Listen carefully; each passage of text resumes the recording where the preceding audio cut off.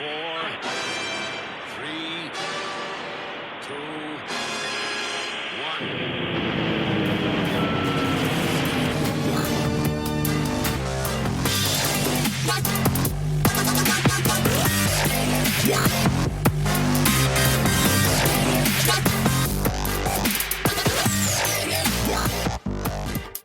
Hello, willkommen, bienvenue, konnichiwa. It's the Amish Inquisition yet again, episode 139 on Sunday the 5th of July. I'm Amish Phil. I'm Amish Ben. And I'm Amish Matt. And tonight's guest is Mallen Baker. Mallen is an expert on corporate social responsibility, a former co-chair and spokesman for the Green Party here in the UK, and he's also a successful YouTuber. His channel, The Mallen Baker Show, covers current events, politics, the latest climate science, media bias, and more. Welcome, Mallen. Thanks very much. Welcome. Is that a fair description of the channel? And yeah, it's not bad considering the first part is taken from Wikipedia, which is it's one of those mixed blessings, because I think somebody put that up when they were doing a project to put up sort of bits players who had wandered through the Green Party decades ago. And then that becomes what everyone sees about you. And of course, being defined by what you did 30 years ago isn't necessarily what everybody wants. But you topped and tailed it with some modern stuff as well. So I have no complaints. Well, why don't we start about talking about your channel and what your sort of ethos is with the Mallen Baker Show and what you're trying to accomplish? Okay. So if I was to draw a thread through everything that I've done in my life, it's mostly been about trying to make some sort of a difference in some way. I wandered through campaigning. I went into politics. I went from there into working with businesses, with corporate social responsibility, as you said. And through all of that, I came across loads of different people who were making a difference, change makers, if you will, operating in lots of different ways. Some of them incredibly effective, who nobody ever got to hear about, because quite often people who most change the world aren't the ones who get the credit. And I just became interested in how do you actually most effectively tackle some of the problems that we're facing? Because we know, of course, that we're facing lots of fairly chunky problems in front of us, some of which are science-based, some of which are culture-based, particularly in these polarized times. So having become interested in that, I looked at all of that evidence base and just came up with this vision that a change maker was someone that works in a particular way, and particularly the effective change makers I've always known were not ideological people.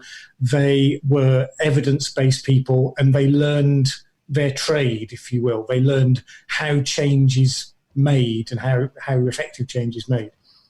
So really it started on that theme. I started off doing an audio-only podcast where I interviewed a bunch of different change makers that I'd come across, and then other ones that I learned about. And then decided to move into the YouTube space instead. And then it kind of morphed, because having done a few that were focused on those themes, I mean, the trouble is the corporate stuff is, as far as a mainstream audience is concerned, the corporate stuff is, how can you put it, dull and boring. It's actually fascinating, but as far as most people are concerned, it's dull and boring. And if you can't engage them at the start, you can't show them how fascinating it is, because most of the issues are generic issues and the struggles are human struggles, and they're all just as interesting as anything, except as soon as you put a corporate wrap around it, it just looks incredibly dull. So I started dealing more with current issues, and one step led to another, and I ended up getting into a debate on climate change, and the sciencey stuff started to loom large on it. And where I ended up was that the non-ideological part, the analysing some of the problems from a determinedly evidence-led standpoint, was the thing that's remained consistent. And I still do some things about how change is made and historically how change has happened and those sorts of things. But a lot of it, particularly because I do one of the shows every week at least, is a sort of roundup of a week, current affairs look. So it's always looking at the current things, whether it's for COVID, whether it's Black Lives Matter, whether it's climate change. And I seem to have been successful in one sense, which is that my audience is very mixed. I have deeply partisan people on both sides, plus some people in the middle who embrace the non-ideological part, but also a lot of really partisan warriors. And so the discussion forums for these videos get particularly lively as a result, which is not what I would have expected. I would have expected that, I would have attracted people who bought into the non-ideological, evidence-driven approach. But actually, I think everyone else just takes it as a challenge, and they just sharpen their knives and dive in, which is all good fun. It's a breath. That's the long version to your very short question. That's fine. It's a breath. I was thinking before, it's a bit of a breath of fresh air, because I think it's quite striking, anyone going to your channel, and you mentioned the Friday Roundup videos, the news videos, in that it's incredibly non-partisan compared to what you'll get from most mainstream media sources. And that's something that's lacking, I would say. Yeah, I mean, it didn't used to be. I mean, we used to look to the BBC and other national institutions for this. That was what they were meant to be. And then you had columnists and opinion makers, and then the internet came along and it all became democratized. But opinionated people thrive best in these channels, because they attract an audience. Which my audience would be 10 times the size it is now if I was rabidly for one or the other sides and really playing to that audience. However, people look at the BBC now, sad to say, and where you see there's this culture war that we've got going on with identity politics and all these sorts of things.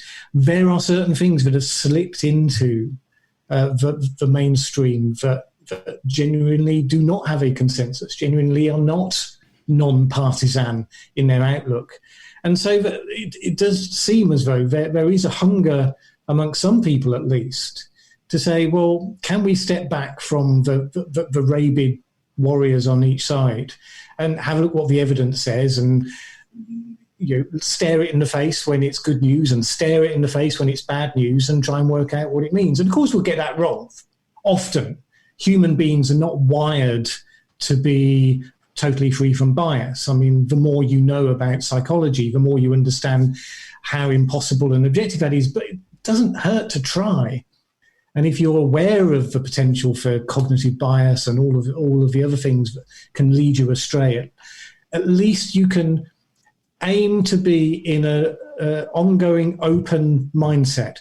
I mean, I see it as the scientific method, in that a genuine scientist working on the bleeding edge of their particular field should be excited when a piece of research comes up that challenges the norm and even that challenges their last research paper, because it's an opportunity to get closer to the truth. And I think you have to be really immersed in the scientific mindset to actually do that. And the scientific community is just as full of people who will circle the wagons and defend their orthodoxies as anyone else. But the method itself pushes you to do that. And if you can achieve that, I just think it takes you to some interesting places, because very rarely are complex issues down to wisdom that is owned exclusively by one side or the other. And very rarely are the best answers wholly in the possession of one side or the other.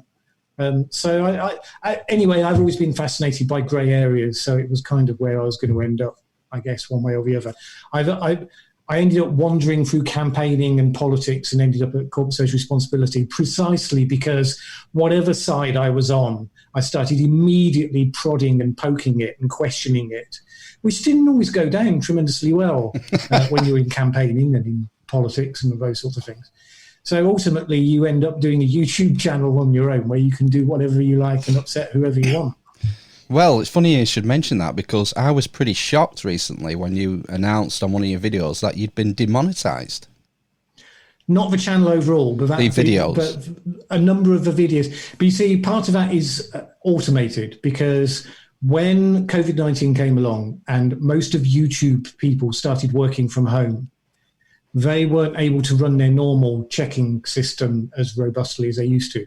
So basically, they set up the algorithm to check content, and they put it onto super paranoia mode because they get lots of people harassing them when InkSock mode adverts for Disney alongside some dreadful something or another.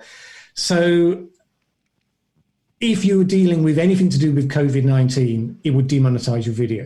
And of course, it's the only thing that anyone was talking about, so that was helpful. And then, of course, Black Lives Matter comes along. So I made the mistake. It wasn't a mistake. I would still do it, of showing the picture of George Floyd's death, as lots and lots of people were. And when you were talking about it, it's a natural thing to do. And I get this, because advertisers don't necessarily want their adverts running against something that shows scenes like that. So that was demonetized, and it stayed demonetized. But now they've decided, I think, their algorithm has decided my channel is living on the edge. And so basically almost everything that I publish now immediately gets demonetized. And then I have to ask a human being to go and actually have a look at it. And after 2 or 3 days, they get around to it. And they almost always then restore it. But of course, by then, most of the views have already gone. Yes. So it's just one of those things. But what can you do? Yeah, most of your views happen, presumably, within the first 48 hours or so of uploading. Usually. Occasionally you get a video that will take off after several days, where it will just suddenly, the algorithm will just suddenly have a funny turn or something. God knows how it works, really. But there have been 1 or 2 that have just sort of trundled along, and they suddenly go, whoosh! But, you can't expect that. That's not the norm. No. There was a very interesting video he did recently about, it was when the Dominic Cummings furore was happening. It was about the media, how did you term it? Feeding frenzy. The feeding frenzy, yes. And it was interesting because, that video wasn't really about Dominic Cummings. It was about the feeding frenzy. The media, yeah. Because I'd seen numerous times over the last 30, 40 years when the media decide collectively that they're going to bring someone down. And there is a pattern. And up until this time, it has never failed. Never failed. They always brought the person down, usually the day after the Prime Minister expressed their absolute support for them. Yeah. As soon as the Prime Minister had said that, they were toast. This was the first time where it was important enough to the establishment to say, no, screw you lot. We are going to tough this one out because this person is actually playing a central role, and we're not going to have you bring them down over nonsense. But whether it's been various government ministers, high-flying ministers, Peter Mandelson, I think was one of the casualties, various people, and even non-politicians like Sharon Shoesmith, who's the head of social services when the baby P thing happened. Various people, the media just collectively say, right, we're going to hammer. And they go through a process because, first of all, they just hammer them with the negative stories. And then and of course, if it's a political one, then the opposition leaders will all come in and they'll demand the resignation. And then they'll find people within the person's own party who will start to say, oh, yeah, they should sort of definitely resign. And then the next step is to get third parties. So bishops are often a favourite one. Pillars of the establishment who are going to be generally supporting whichever line it is, they will then be brought in the next day. And if they're still standing by then they'll try and peel off 1 or 2 of the big beasts of the person's own party or government. And generally that's been enough. And if that isn't enough, then the fact that that's all going on in full view means that other journalists are trying to wheedle out whatever other bad things they can find out about them. And other people will be tempted to come forward with information because there'll be a nice fat fee for them if they do. And so then there'll be new stuff that gets added to it. And in fact, there wasn't anything for Dominic Cummings, tells you that there probably wasn't anything. Because believe me, they were trying to find it. If they could have added one more bad news story towards the end of that whole thing, it would have been very difficult to see. That wouldn't have pushed him off the edge. Yeah, but they didn't. So presumably there wasn't anything, or they were incompetent, which is always a possibility.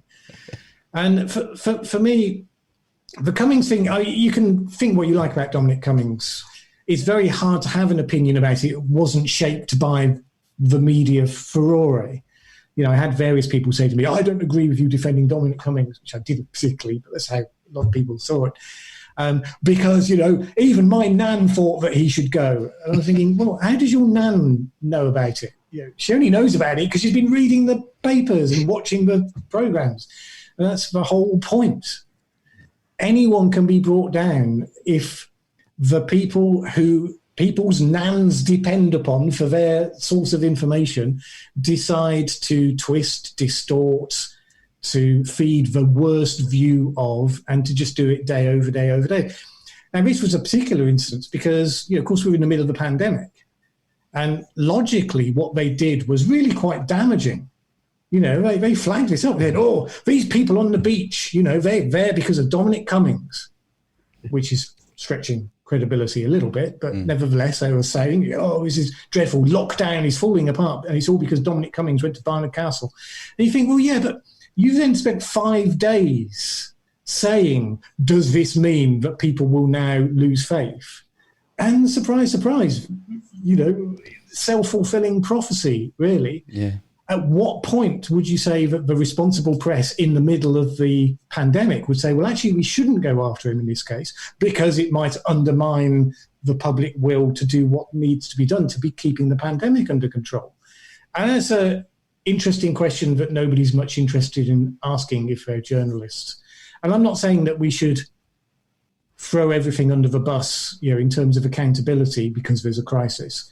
Because we all know authoritarian governments are very good at inventing crises as reasons why people shouldn't rock the boat. But it's not the same as saying there should be no accountability. It's to say a 5-day feeding frenzy where all you talk about in the middle of the pandemic is this bloke driving to Barnard Castle, and whether or not you take any of the consequences for having done that in terms of the media. Yeah, that's an interesting take. I hadn't heard before that. The press was sort of undermining the government in their mission to dethrone Dominic Cummings, and maybe a responsible press would have let it go maybe after a couple of days. Maybe not. I think it's a question that should be asked. Yeah. Because it's an interesting grey area question. What is the responsibility? What's the balance between accountability and sending out in a time of genuine crisis where we were asking people to do something extraordinary, wartime spirit and all that was being evoked. Would they have done that during the war? Would they have done a 5-day feeding frenzy on Winston Churchill because he'd said something snippy to his to one of his staff or something? Of course you wouldn't. It's particularly pertinent to the nature of the crisis, isn't it? Because the lockdown is unenforceable. There aren't enough police. It has to be, you have to have the people with you. And to undermine public confidence is pretty dangerous. Yes. So, and there may be good reasons for doing it, but at the end of the day, they were all pro Europe and he was Mr. Brexit, so they were settling old scores. Was that a good enough reason, really? Yeah. But it's an interesting question. I didn't make the video in order to push my own answer to that question. But it was interesting that whenever these feeding frenzies happen, very rarely do people notice that it unrolls in a very predictable campaign-like way. And they just see it as a natural sequence of events. Well, it's not. It's a campaign. It's well known by the people that do it what they're going to do and roughly in what order and how it works and how it brings down the quarry. And they have said to, journalists have then written books and said, when this sort of thing happens, there's only one thing that they take as their mutual goal, which is to bring the person down. And which is why you refer to it as a feeding frenzy. It takes on a logic all of its own. And it just completely overrode any interest in the other stories that were going on at the time. It became all-consuming. Yeah. And is that a good thing, really? It contrasts it quite starkly with the Rebecca Long Bailey dismissal this week, because that was pretty quick and sharp. And what did you make of that with what she said?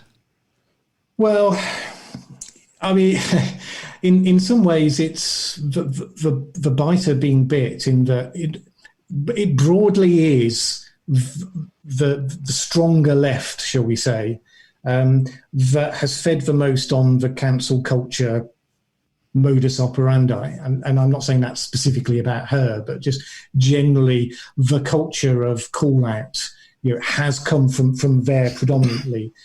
And so when Keir Starmer has come in, and one of the things that Labour was being hammered with under Jeremy Corbyn, whether rightly or wrongly, was the anti-Semitism charge. And he has very clearly wanted to draw the line in the sand between the Corbyn era and his era. And one of the things that he said was to the Jewish community, we are drawing a line under this, we will not tolerate anti-Semitism. So when she tweeted something that was close enough to the line that the people who've been calling each other out would definitely say it was over the line, whether it deserves to be over the line or not. If we were to step back from these febrile, oh my God, somebody tweeted something bad, cancel them days that we seem to be living in, I don't know. But nevertheless, the person whose article was being tweeted did then ultimately apologise for what they said, and then she tweeted it. And I think it was the fact that Starmer had asked her to take it down, and she refused, or she just didn't do it, that made him then say, right, this is my moment early in my leadership to show my authority. And also to underline to the Jewish community that, no, this is a new act and this will be the symbolic way to do it. So he was entirely playing to his interest in doing that. In many ways, they were polar opposite circumstances, really, because with the Dominic Cummings thing, you had somebody who is very much Boris Johnson's right arm. And to be honest, right arm and most of the brain, to be fair. All of the programs and stuff are coming more from Cummings than they are from Boris. And Boris knows that, which is why he's determined to hold on to him. Whereas Starmer had put Rebecca Long-Bailey into the shadow cabinet as a sort of balancing to sort of try to keep the left appease the hard on left side. Yeah.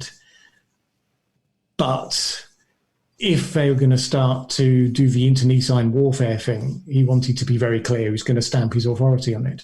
So I think I understand why he then was very fast to move, but it was because he had very different interests that he was pursuing in doing that. And none of these things are general principles. When the shoe's on the other foot and somebody has done something where he's got an interest in holding on to them, then see how that plays out, because people do different things depending on the circumstances. Yeah, I mean, it's a very sort of fine line. I mean, the way I always saw it was that there's a difference between criticising the state of Israel or the Israeli government and the Jewish people as a whole. This is where this line is between anti-Semitism and fair criticism of a government. And yes, I wasn't sure she crossed that line, but maybe I didn't read into it. Well, the tipping point apparently is that if you are specifically anti-Zionist, if you are specifically really lining up with the people who say that there should not be an Israel, that it's all Palestinian land and there should not be an Israel, because ultimately every race has an inalienable right to a homeland, to exist in that sort of regard. So the line is supposed to be that yes, you can criticise what the government does or doesn't do, and it does many things that are well worthy of holding to account. But if you say that Israel doesn't have a right to exist, the territory it shouldn't be there, that is seen as being over the line. And I think that is a fair line. It's hard. There's a big fuzzy grey area in all of that, and that of course is where half of these problems are, because now with all the culture wars and everything, we just have a bunch of wide fuzzy lines and a bunch of people with very different conceptions of how far over you have to go before you cross the line. And that is the time that we're living in, and it is going to be constant struggle and constant battle, really, in those sorts of things. But unfortunately, I mean, she she caught the sharp end of it because of the context, but I think she'll be back anyway. I think she'll be out for a few years and then they'll bring her back.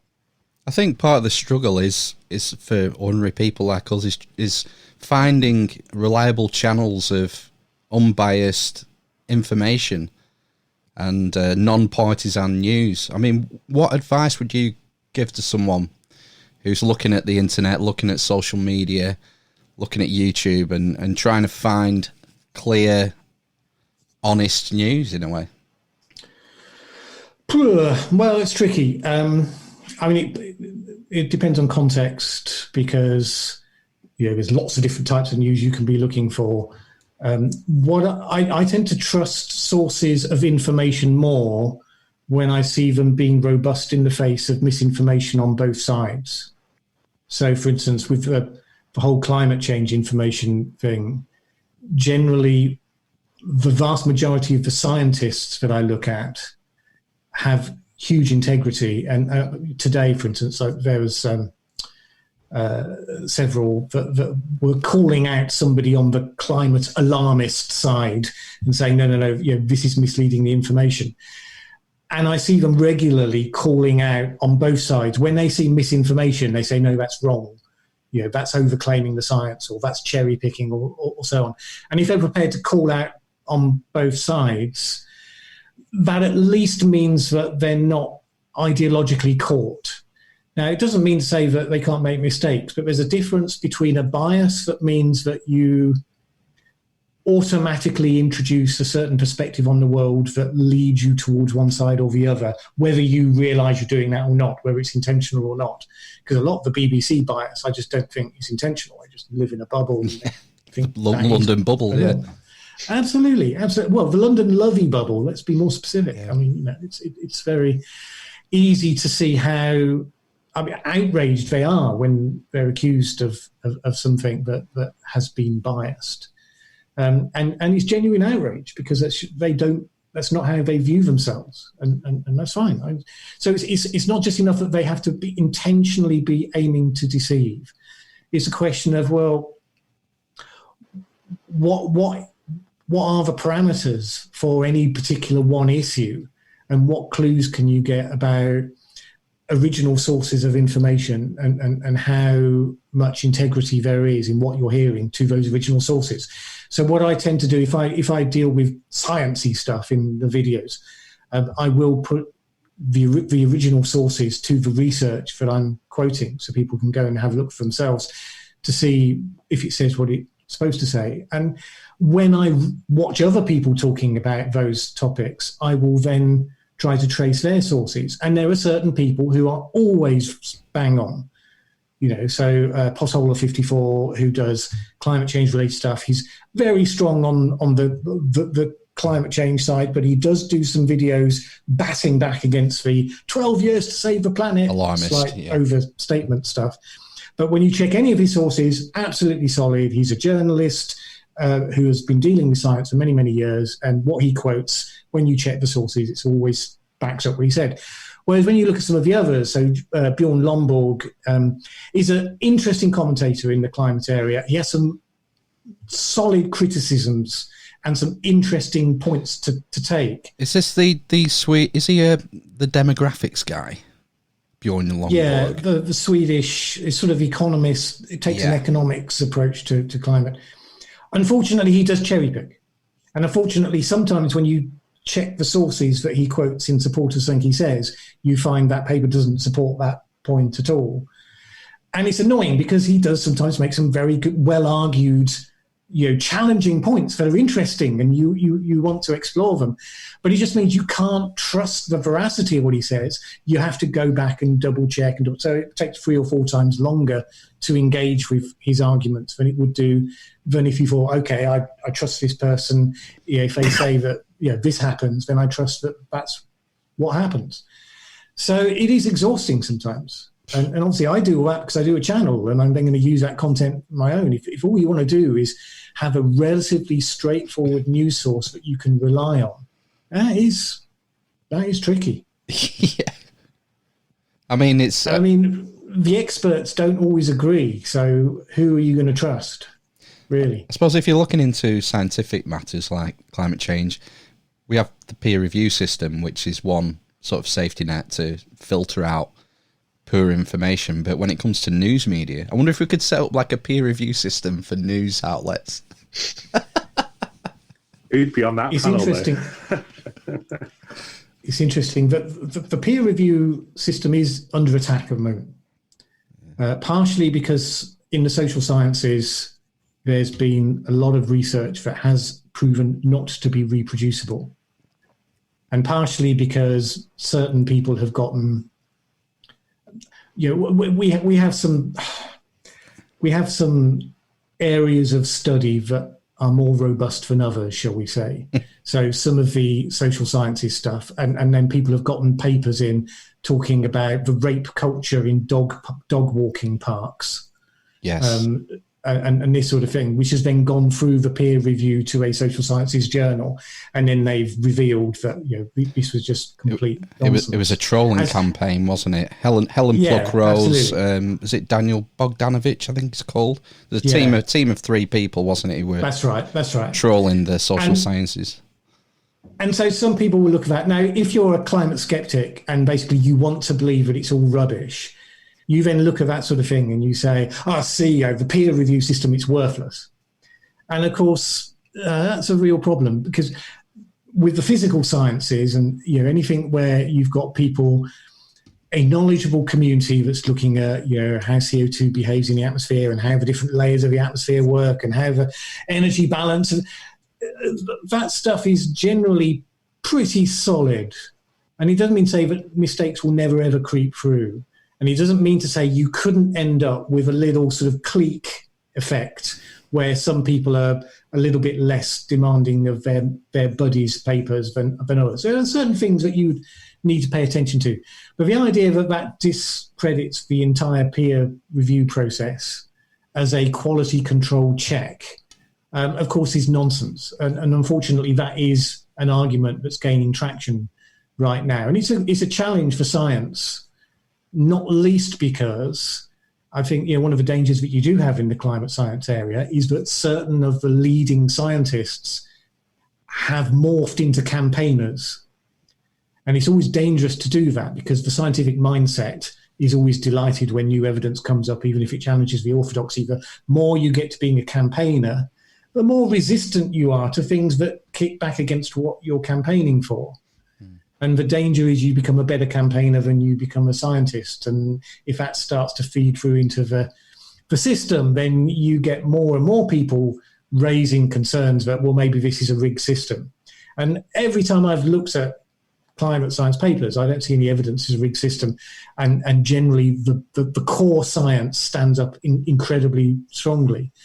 But of course, it's like justice. It's not only got to be fair, it's got to be seen to be fair. And there is a little bit of a crisis of confidence with the whole expert community, frankly, after COVID-19. But in that area, it's under heavy attack. And I'm not sure people quite take it seriously enough yet. But there is some merit to those attacks, even though it's quite wide of the mark on the basics. Well, what did you make of the, what's he called? The guy who did the COVID prediction? Neil Ferguson modelling, which launched the lockdown. Yes. Obviously,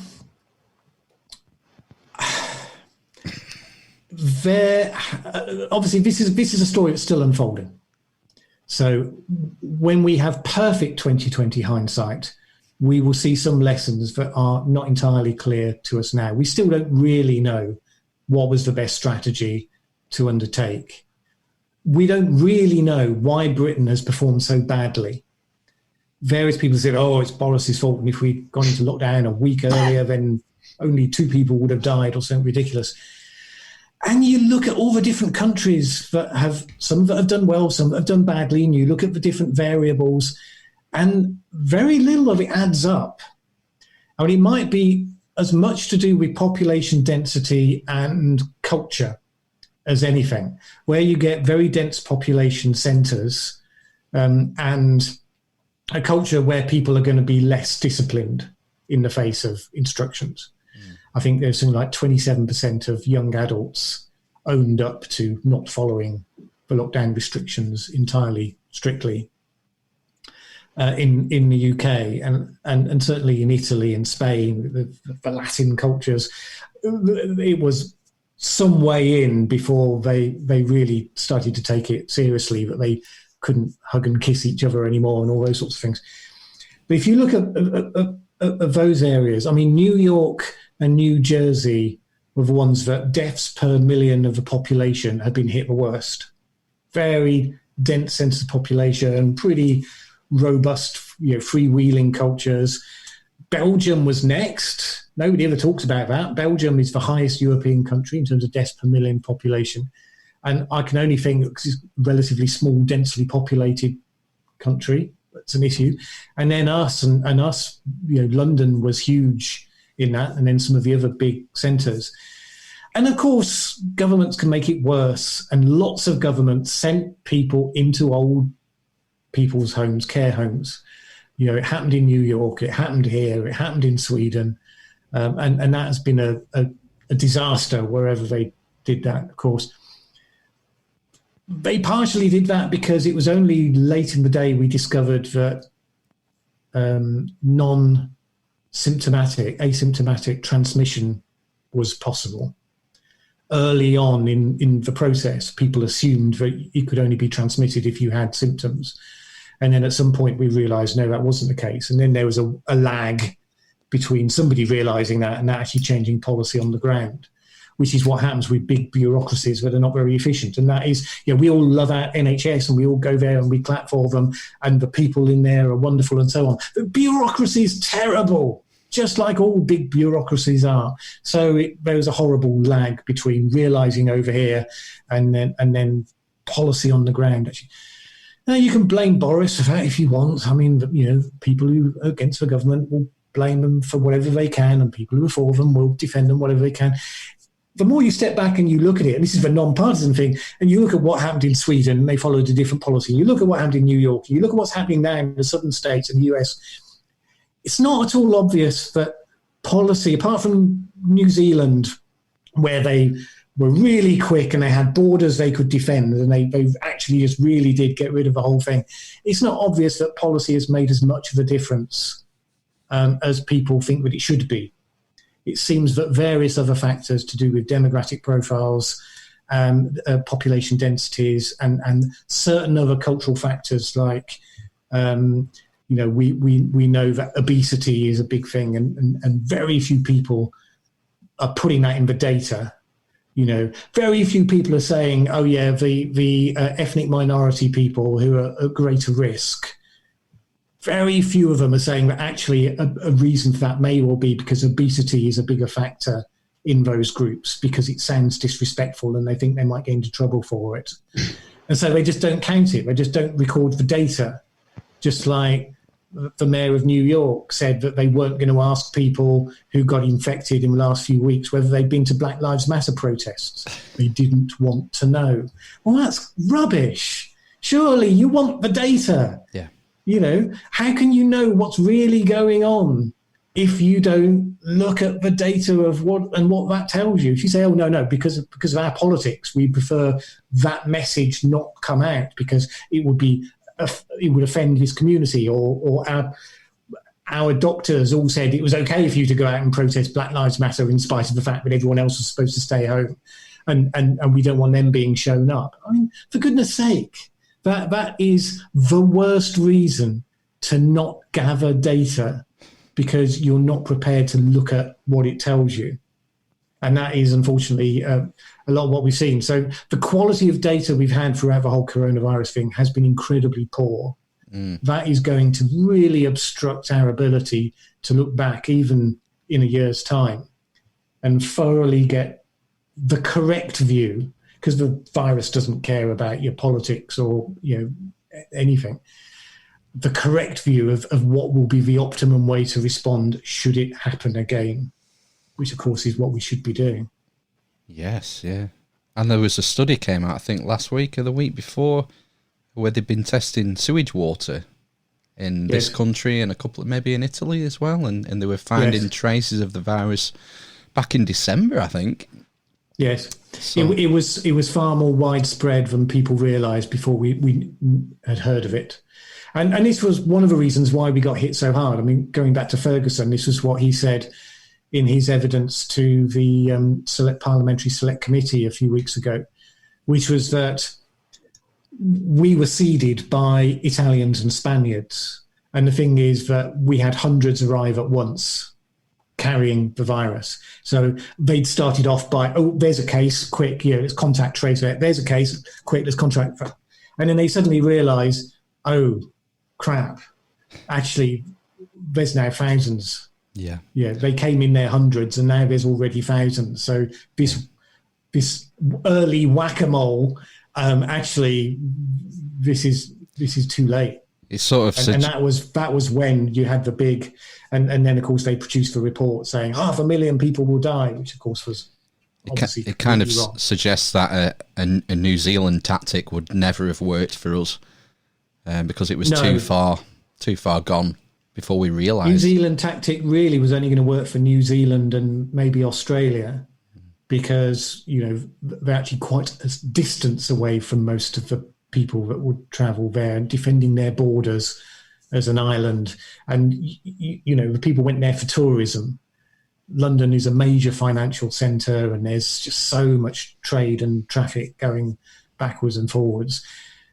New Zealand is struggling right now because they've got closed borders. They have an economy that was actually quite significantly based on tourism. And they've gotten over patting themselves on the back and saying, hey, we did it. No one else in the world has done what we did. But now they're saying, shit, what happens now? What next? Yeah. What how long do we stay locked down? Because the rest of the world is, it's not going away, and the virus isn't going away. So they're struggling with that. And we could never have done that. The dependency that we have, as connected as we are to Europe and to America and to Asia, we couldn't have survived for 2 minutes in that sort of situation. So ultimately, it was going to run its course. If we'd locked down a week earlier, I don't think it would have made that much difference. And if it had, then maybe when we started to relax lockdown, then we would have gotten the second wave, because it seems to be, if you had it run the course, then generally it hasn't come back. London hasn't seen a resurgence. Whereas now, the American states that have got the upswing are the ones that didn't have it first time round. You're not seeing it in New York. New York had the pain, and now it's not getting it back again. So whether or not that was just something, and the good news is that herd immunity seems therefore to be achieved at a much lower level than the epidemiologists were saying it would be. They were all saying, we have to have at least 60 to 70% of people catching this thing before you get herd immunity. And yet we've got nowhere near that in London and in most of the other places that are not seeing a second wave. People don't seem to realise that herd immunity is a scale. It's not like you get to 60, 70% and then it cuts off. There are benefits at 30, 40, 50%. And the thing that seems to be coming to fore is the idea that, well, actually, there's a bunch of people who are just resistant to it. They're not necessarily immune, but they're more resistant. So once you add them into the mix, then actually you can end up more or less trending towards herd immunity at a much lower level of antibodies when you test for them than they thought would be the case, which is good news. Let's face it. But that sort of then changes the equation of, well, how much difference would it have made if we'd done this rather than that? If ultimately, at the end of the day, what you have to get to in the areas where there's dense population, I live in the middle of nowhere. Different rules are going to apply here just because people are not crossing each other's path very much. But in London, in Birmingham, in New York, in Stockholm, maybe you just have to get through it. Mm. Yeah, which is what Neil Ferguson said you must not let happen, of course. And this is the problem. He had a model that didn't have anything built in terms of natural resistance because we didn't know. It wasn't his fault. He modelled the worst case scenario because that might well have been what we were facing. We didn't know. Clearly, it's not. I mean, you have to sympathise to an extent because if he underpredicts the pandemic and it turns out a lot worse, I mean, the guy's going to be dragged through the streets and hung, drawn and quartered probably, isn't he? Absolutely. So Absolutely. they have to be ultra cautious, don't they? Otherwise they're going to get it in the neck. Yes. And the problem is, of course, that actually locking down also has consequences and victims. It's just that they're invisible in many ways. There will be lots of people dying because they weren't getting treatment for cancer or whatever, or they didn't go to the doctor when they first had symptoms and so on. None of them will be recorded as consequences of the lockdown, and we can only speculate, therefore, at those numbers. And, of course, the economic damage we're going to be living with for quite some time to come. And really, over the next few months, we've got a downward spiral to go through before we start picking up again. Unfortunately, the pubs opening doesn't solve it on its own. Sad though that may be. So yeah, and of course that's not factored into any of the models either. Oh. If you had a model that was saying which is the least harm policy, maybe it would have been lock down the care homes, lock down the hospitals, lock down the fragile people with pre-existing conditions, and then let everyone else sex, drugs, and rock and roll, mate. That's a vote winner. Get to that 60-70%. It's your duty. Get out there. Sex, drugs, and rock and roll. Until the point where you catch the disease, and you can stop, obviously. I was reading that very onerous. That a lot of the second surge or second wave in the States tends to be from the younger generation, people in their 20s and 30s, and that this could actually be a good thing, this second wave that's happening in some of the other states in the US. It could be, except that you've got to assume that the younger people who catch it initially, lots of them will be asymptomatic. How could it possibly not be the case that then some of that gets passed on to the older group? I mean, obviously, hopefully they have learned the lessons about the care homes, but nevertheless, surely this will then start to feed through, and then you'll start to see death rates pick up a little bit. And you do have to then ask, well, how did it end up targeting this younger group? I still ask the question about the Black Lives Matter protests because, it was, and of course, everyone thought that what happened with George Floyd was horrendous. And the basic principle, if you don't look at the organisation with its leftist baggage, if you just look at the basic guttural, oh my God, this should not happen, and really this has happened too often. Of course, everyone supported that as a basic principle. But at the time when everyone's locked down, and you had all these epidemiologists and medical professionals saying, well, you should stay home.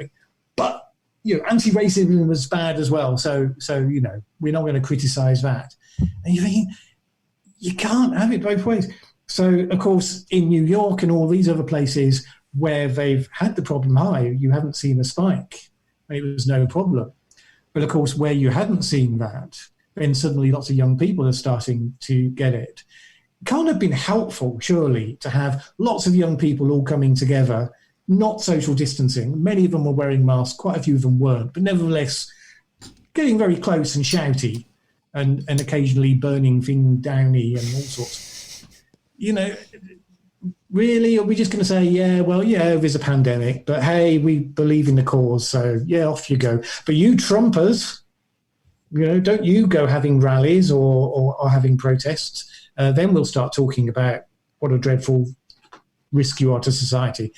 And then you wonder why America is so polarized and why the Trump election happened in the first place. Why a whole group of people became disillusioned with the experts and the elites and the people who know better when they can look at something where it's patently being one thing for them and one thing for the rest. And that was so damaging. But how did we end up with all these young people getting infected? Now, of course, lots of people will say, they relaxed lockdown too early, and all these young people went, cavorting on the beach and in the bars, and that may well be it. Maybe old duffers having beer in American bars wasn't a thing. I would have thought it would be a thing, but cavorting is definitely more risky. So there probably weren't that many old people cavorting, because let's face it, people, once you get to my age, you don't have as much energy for that sort of thing as you used to have. But that's why the care home problem happened. It could well be all the cavorting, yeah, actually. That is right, because if I get put into a care home, I'm pretty sure that my one avenue of protest would be a bit of cavorting, surely. Absolutely. That's something to look forward to, at least. Oh dear. So anyway, who knows? Who knows? And the trouble is, of course, they're not asking the questions, so we will never get the data, and we'll never know for sure. And that means one side will be positive certain that it all happened because of the other side, and vice versa. Which, there you go. It's probably always going to happen because we're in an election year.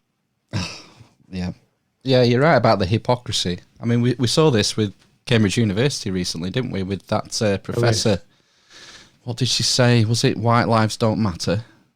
Yes. And abolish whiteness or something. Yes. And Cambridge University came out and defended her right to free speech. As they should have. And you're reading that and thinking, whoa, where were you last year when you kicked Jordan Peterson out? Well, exactly. And they've doubled down again this week because they've got rid of David Starkey. Yes. And it's such nonsense, really, because, I mean, what he said was he was in full flow, and it was just a figure of speech. And, even if you can tut at it and you can say, oh, he's a bit of an old racist and so on, does that actually mean you have to throw him out of every single job that he's got? Really? Have we got to the stage where the fact that there are millions of people in the country who are not woke enough for the standards of today? Are you really cancelling everyone who says a passing thing when they're talking about? Is that where we are? Because ultimately, who really? I mean, they can't even find a host for the Oscars because they can't find anyone who stands up to scrutiny enough. So no wonder they can't find a statue of anyone who is pure enough to be allowed to stand. I mean, really, none of us. What they say, yet let he who is without sin cast the first stone. It's your favourite quote from the Bible, Ben, in it. Exactly. Yeah, I mean, the worry for me is that, I mean, personally, I quite like David Starkey. I like the fact that he's brash and blunt, and he tends to insult people from time to time.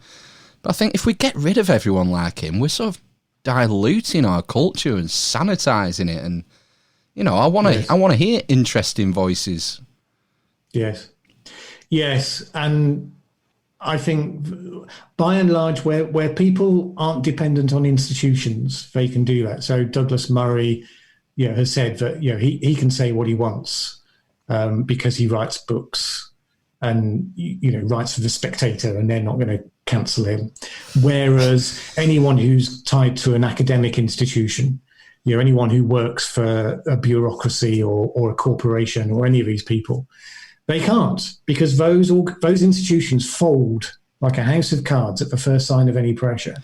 Well, Douglas Murray has to be careful because HarperCollins dropped David Starkey as well, his book publisher. Yeah, well, I think Douglas Murray chooses his words fairly carefully anyway, but I think if his publisher was prepared to publish his last book, which basically went after every woke theme, one after the other, and systematically demolished them, I think he's pretty secure based on the sorts of things that he's likely to say. But what he's saying, he couldn't say any of that if he was dependent on an academic post. And you should be able to, surely academic tenure, that's kind of what that's meant to be for. Yeah. That you then get academic freedom to go where you want. Yeah, and push the boundaries. Absolutely. Yeah, but our boundaries and of then free be defended. Our boundaries of free speech seem to be getting narrower and narrower every few years. They have been. I think we're reaching a tipping point where the fight back is coming out of the shadows. So I think with the Black Lives Matter thing and the trans thing with J.K. Rowling and so on, I think now we are starting to get more people who are willing to stand up people of substance like J.K. Rowling and say, well, actually, I know the consequences of this are going to be loud and I'm going to sustain some damage. But do you know what? At some point, you have to draw a line in the sand, and we're now reaching that point. I just get a sense that we're starting to see that. And, you know, some of the people who got cancelled recently over anything vaguely not even dodgy that they said, because most of it wasn't. But in the immediate aftermath of the Black Lives Matter, the George Floyd protest, you know, I did a little roll call on one of my videos where I just rattled through about 20 people who had been sacked that week. And some of them have now been fought and have been reinstated. You know, Stu Peters on Manx Radio, who's a talk radio host. I mean, they're meant to be controversial, you know, having vigorous debate. That's kind of the whole point of them. And so the fact that he was reinstated and the fact that, you know, the Free Speech Union has been set up by Toby Young and that's fighting cases and winning quite a lot of... I just think maybe the time has come where actually people are going to start saying, do you know what? We've gone too far. We need to rein this back in. Right? You know, the trans thing, the law was going to be changed that if I told you halfway through this broadcast that I now identified as a woman, you know, you would be deeply offending me if you didn't turn on a dime and say, we now adapt to your new reality. And, you know, the government has now said, actually, we don't think we will pass that. Mm. And you're just starting to see, oh, okay. And people are now pushing back. And not just on the fringes, but now institutions and people with things to lose are being prepared to stand up and be counted. Is it going to be enough? I don't know, because the woke brigade are so in charge of the academic institutes and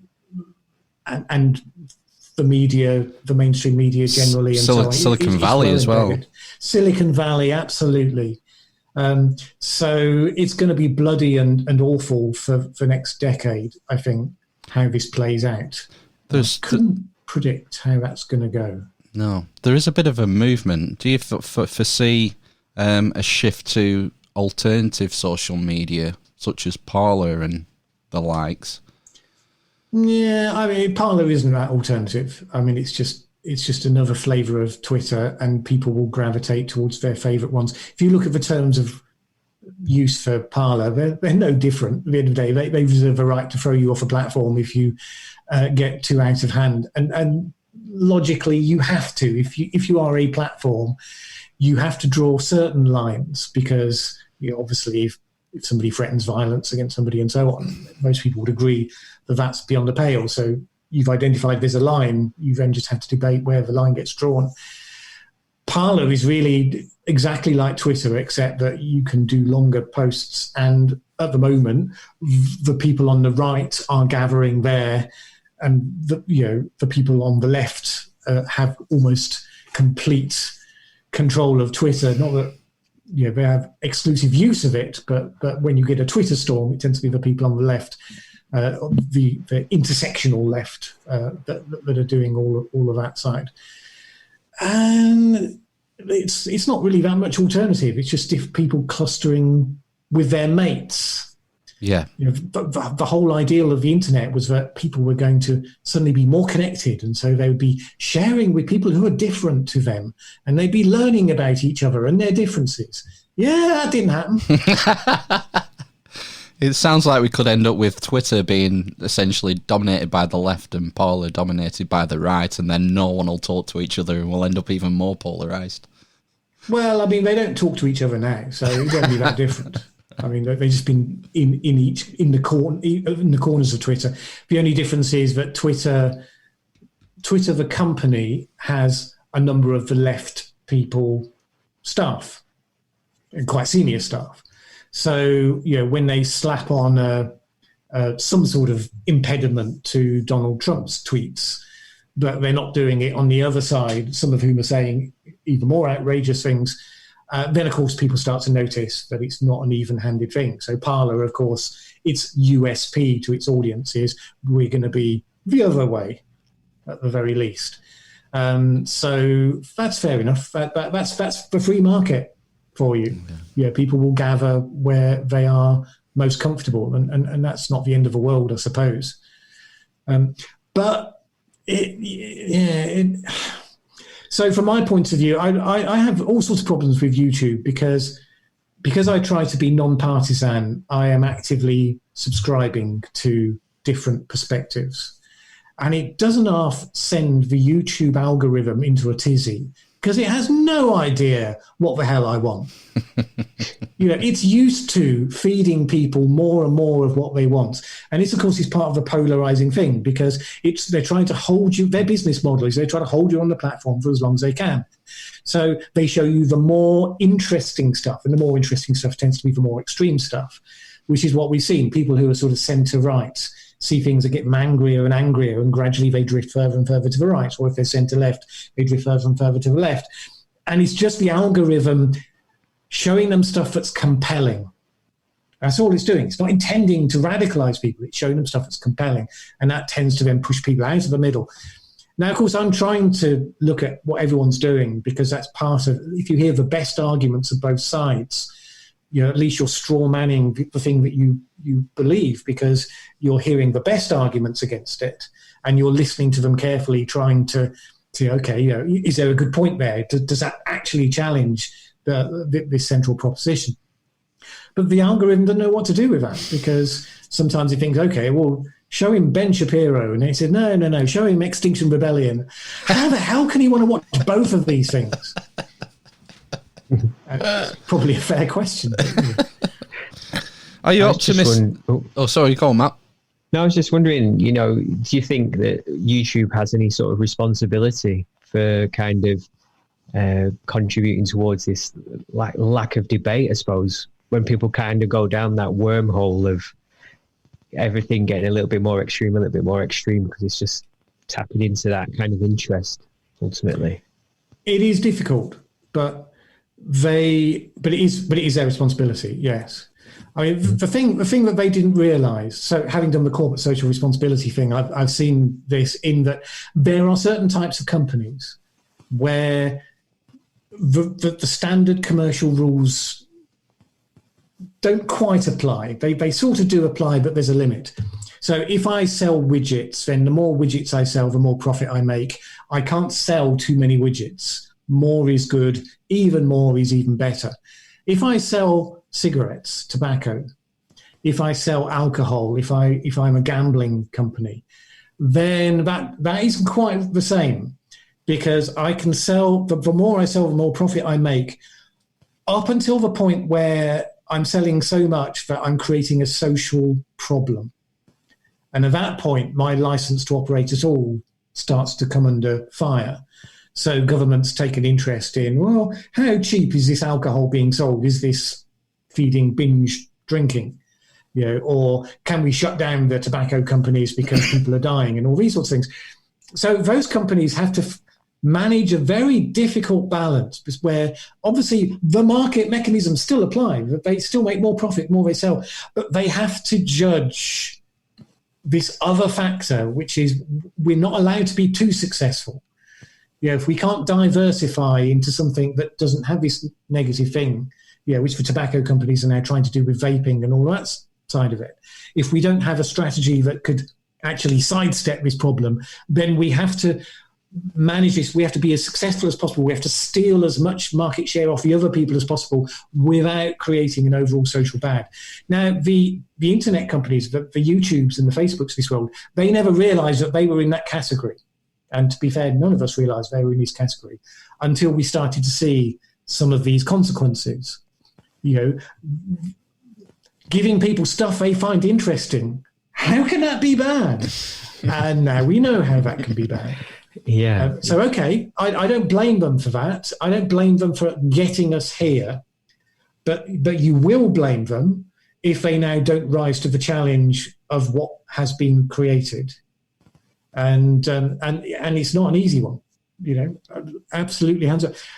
I think Facebook has actually been one of the better ones on this. I think Zuckerberg is absolutely right on the political speech thing to say tech companies like us shouldn't be in the business of deciding which political speech is or isn't valid.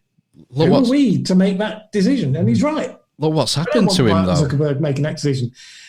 but then, of course, now we have the left are censoring tweets and cancelling people who say the wrong thing on Twitter, and they're getting channels cancelled on YouTube. YouTube has purged a number of extreme channels, and they were all on, as far as I know, I don't know this for a fact, but certainly all the ones I heard about were only on one side of the spectrum. So people are seeing their successes in there, and they're saying, well, we're not going to let Facebook not take their share of this action. And yeah, as we are in a US election year, it's all going to get very pointy. Well, Facebook have been punished by Zuckerberg's decision because a laundry list of major companies came out recently and said we're suspending all advertising spending on Facebook. So it's hitting them in the profit for a month. Yes. Hey, well, what's Zuckerberg knows that what's Facebook's revenue for a month? I mean, it's not small beans, is it? It's. I mean, the vast amount of their advertising comes from smaller operations and so on. The big corporations, nevertheless, are a substantial slice as well. They know that they will come back so long as they do a few things, because that's what happened with YouTube. YouTube, there was a big problem. It's in all the mainstream press. The Times went after them big. They came up with some new policies. They banned a couple of people, and then the advertisers went back. Facebook knows that, it could do a few things just enough, and the advertisers will come back. The advertisers are just covering their backs. They don't want people going after them saying, how dare you advertise next to this person. Yeah, it's a PR, and they just want to know. Sorry? It's a PR exercise on their behalf to an extent. I don't think it's totally lacking substance, but they will do as little as they have to before the advertisers will come back. And I think genuinely there's a good argument for that. I mean, advertisers got a right not to have their adverts appearing next to genuinely objectionable stuff. But if you look at the campaigners who are pursuing this campaign, the coalition of, what was it called? Something hate. How hate speech is being defined. It's a bit of a movable feast. And if you're not careful, basically hate speech gets defined as being the other political position. And this is a shark-infested swamp of a place to be. Well, on that note, shall we wrap up on the swamp-infested shark nest or whatever it was? I always try and finish there if I can. Right, anything to add, boys? No, that's fantastic. Thanks very much, Mallen. That's very informative and a great chat. Thank you. Mm-hmm. No, you're very welcome. It's been a great discussion. I've hugely enjoyed it. Thanks very much for inviting me. You're more than welcome. Thanks very much for your time. We'll see you next week, Eavesdroppers. Carl Littlerud next week, isn't it? I think so. I hope so. Sounds so. Okay, don't forget, Eavesdroppers, links in the description. You want to find Mallen's YouTube channel, his social media, Patreon as well. You have a Patreon account, don't you, for supporters? Just to cover all those YouTube demonetization videos. Yes. Okay, we'll see you next week. Cheers. Ta-ta. Bye for now. Bye-bye. Wakanda forever.